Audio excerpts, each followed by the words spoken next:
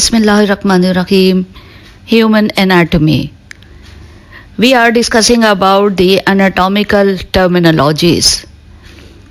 Now the contents, including prefixes, anatomical terms, regions of the body, quadrants of body, anatomical directional terms. Prefixes are located at the beginning of a medical term. Prefixes alter the meaning of the medical term. It is important to spell and pronounce prefixes correctly. Many prefixes that you find in medical terms are common to English language prefixes. What does the suffix mean in medical term? The suffix usually indicate a test, procedure or function or a condition or disorder. For example, itis. Itis means inflammation and ectomy means removal. Now these some common prefixes. These are stasis means standing still. Peri. Peri means around. Pleuer means rib. Super means above. Tomy means cutting. Append means to hang something. Cardi means heart. Cerebral means brain. Crane means helmet. Dors means back. Homeo means same.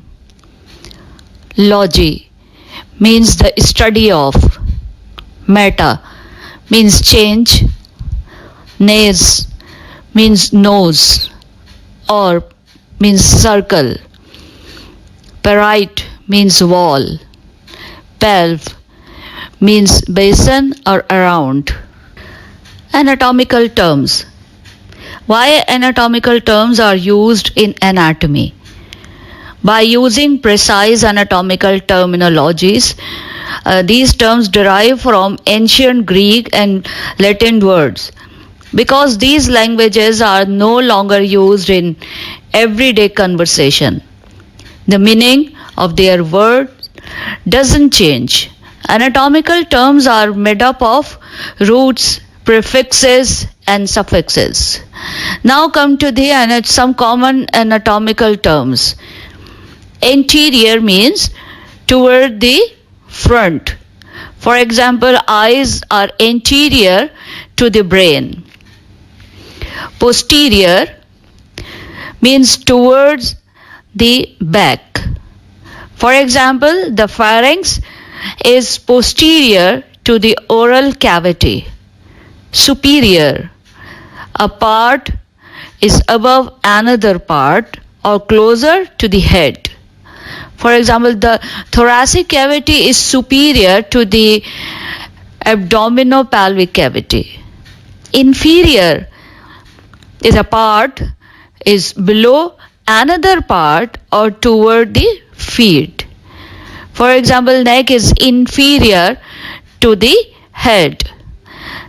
You can see in this figure superior, anterior, posterior and lateral.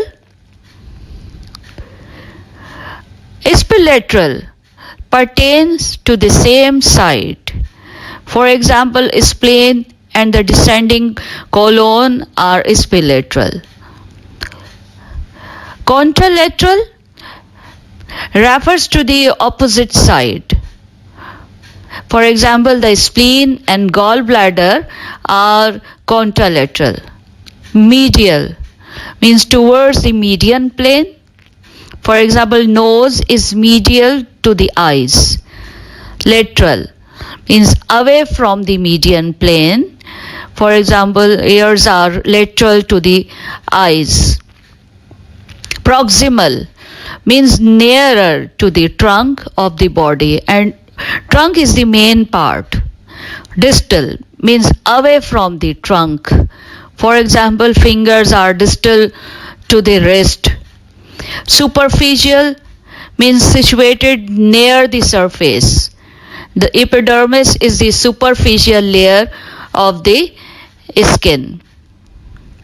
Peripheral, outward or near the surface. For example, the nerves that branch from the brain and spinal cord are peripheral nerves. Dorsal, top side of a structure is the dorsal fin. Palmar means toward the palm of hand. Plantar, towards the sole of foot. Regions of the body. Why is learning the regions of the body important? Studying regional anatomy helps us appreciate the interrelationships of the body structures, such as how muscles, a nerve, blood vessels, and other structures work together to serve as a particular body region. The entire human body is divided into 9 regions, an approach called regional anatomy. Each main area, head, neck, thorax, abdomen, upper and lower extremities, are divided into several smaller regions that aid compartmentalization. These are epigastric region, which is upper middle region. Right hypochondric region is the right upper region. Left hypochondric region is the left upper region. Now fourth one is the umbilical region, is the middle region.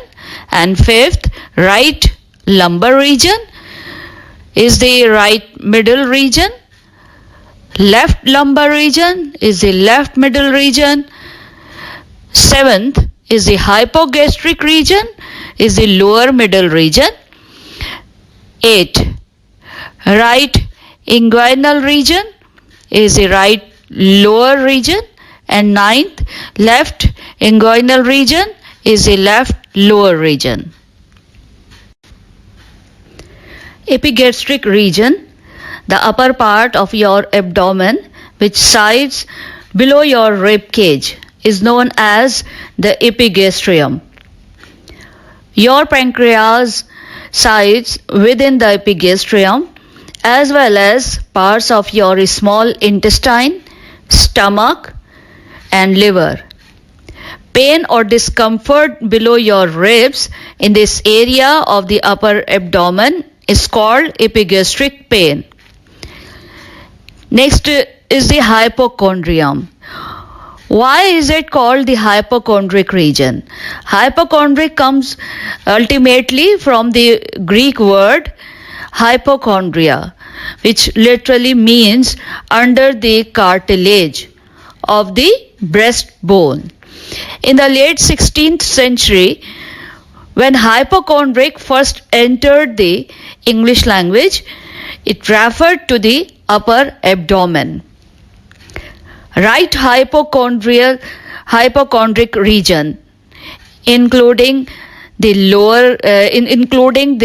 liver, and it's extending through the epigastrium and reaching the left hypochondrium. And left hypochondric region, including the spleen and some of the stomach. Umbilical region. What is the significance of the umbilical region? Umbilicus is an important landmark on the abdomen since its position is relatively consistent among humans.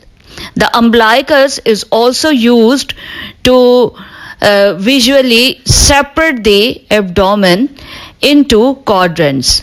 The umbilical region in the anatomist abdominal pelvic 9 region scheme. In the area surrounding the umbilicus or navel, it is a region that surrounds the area around the umbilicus and is placed approximately halfway between the xiphoid process and the pubic symphysis. This region of the abdomen contains part of the stomach, head of the pancreas, the duodenum, a section of the transverse colon, and the lower aspects of the left and right kidney. In the right lumbar region consists of the gallbladder, the left kidney, part of the liver, and the ascending colon. On the other hand, the left lumbar region consists of the descending colon, the left kidney, and the part of the spleen. Hypogastric region. What is found in the hypogastric region? The hypogastric region, or below the stomach, contains the organs around the pubic bone. These includes bladder, part of the sigmoid colon, the anus, and many organs of the reproductive system, such as the uterus and the ovaries in females and the prostate in males. Inguinal region, also known as the groin, located on the lower portion of the anterior abdominal wall, with the thigh inferiorly, the pubic tubercle medially, the anterior superior iliac spine superolaterally. Why is inguinal region important? In males, it transmits the spermatic cord, gonadal vessels, and lymphatics. While in females, it transmits the round ligament of the uterus. The clinical significance of the area comes from the common surgical problem of inguinal hernias, and to a lesser extent, the inguinal lymphadenopathy and varicocele. Right inguinal region include the small intestine, appendix, cecum, ascending colon, right ovary, and right fallopian tube in females. And in left inguinal region, part of the small intestine, descending colon, the sigmoid colon, the left ovary, and the left fallopian tubes in females are included. In this figure, you can see the hypochondric region, umbilical region, and hypogastric region. There are 9 parts of the body. All these regions are included in this figure. And in this figure, you can see the hypochondric region, lumbar region, and umbilical region in whole body. Quadrants of the body. First, let's take a look at the 4 quadrants, which are created by an interesting horizontal or transverse plane, also called the transumbilical plane, and a median or mid-sagittal plane. There are 4 quadrants are easy to remember because they consist of a left upper quadrant, left lower quadrant, right upper quadrant, and right lower quadrant. Here are 2 important things to remember with these 4 quadrants. First, the navel or is the landmark you will use to visualize these quadrant while doing assessments. This is the point at which the 2 planes cross. Second thing, the terms right and left and upper and lower are always from the perspective of the anatomical position, not your perspective. Be careful not to mix up your right and left regions, as this is where most students make a mistake. These quadrants The abdomen can be divided into 4 quadrants known as right upper quadrant, right lower, and left lower quadrant. Right upper quadrant.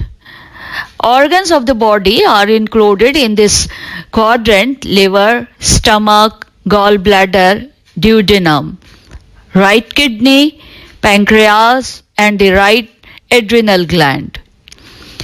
In the left upper quadrant, organs are included in this quadrant: liver, stomach, pancreas, left kidney, spleen, and the left adrenal gland. Now the right lower quadrant organs, these are appendix, reproductive organs, right ureter. Left lower quadrant organs are left ureter, reproductive organs. All 4 quadrants contain portion of the small and large intestine. Anatomical directional terms. Why do we need anatomical directional terms? These terms are very useful when describing the locations of the structures to be studied in dissections. Anatomical directional terms can also be applied to the planes of the body. Body planes are used to describe specific sections or regions of the body.